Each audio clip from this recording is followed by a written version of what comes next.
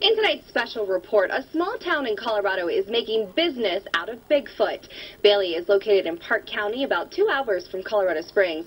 It's become a hot spot for Bigfoot sightings and is home to the Sasquatch Outpost, which offers all things squatchy. Photojournalist Ray Harless and I were more than curious, so we hopped in the car, took a little drive, and went squatching.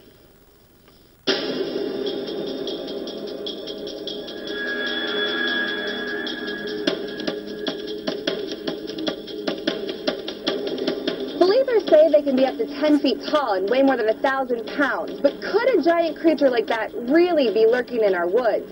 Bigfoot sightings have been reported across the nation, but one small town in Colorado seems to have more activity than most. Bailey's becoming known as a Bigfoot hotspot. Nestled against the Pike National Forest, Bailey is home to about 9,000 residents, tons of wildlife, and potentially dozens of Sasquatches. He met a local lady who had just had a Bigfoot sighting, and he was so excited because he said, wow, that means they're here. Jim and Daphne Myers co-own the Sasquatch Outpost in town, home of all things squatchy, including evidence of their existence. He put this big map up on the wall, and people just started coming in, and they wanted to tell us their sightings and their stories. And I have to admit, I started off as I was just humoring him. And as these people started coming in and telling their stories, I had to say, wow, you really did see this two-legged hairy creature, and you're not making this up. So I became a believer myself.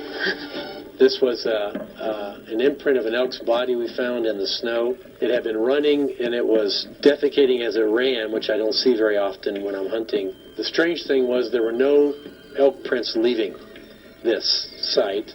There were no predator prints, there was no blood, and there was no body, no elk body. And the elk was gone. So we just never know what we're going to find when we go out. The back of the shop has now been transformed into a Bigfoot museum and a place to let your imagination run wild. This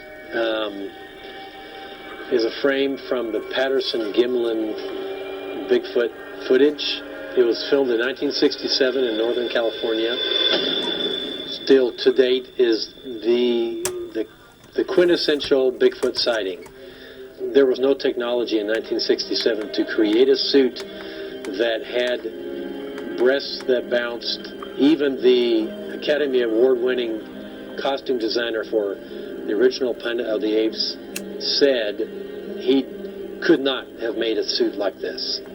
They know she was 7 feet 6 inches tall, and by the impression of her feet in the sand and just the body mass, they estimated she weighed in the realm of 900 pounds.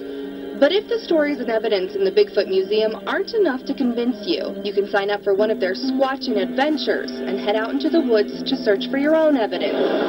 Which is exactly what photojournalist Ray Harless and I did next. Ray, we're going squatching.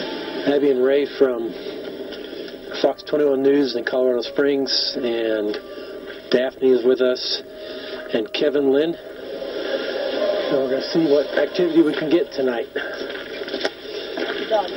That's a dog. They hoop, they scream, they talk, they chatter, like you hear people talking in the woods, but you can't make out the words. They knock on trees and clack rocks together. And this stick is my tree knocker. So when we get back farther, we'll knock some and see if anybody's out there wants to knock back. Woo! Nobody wants to play yet.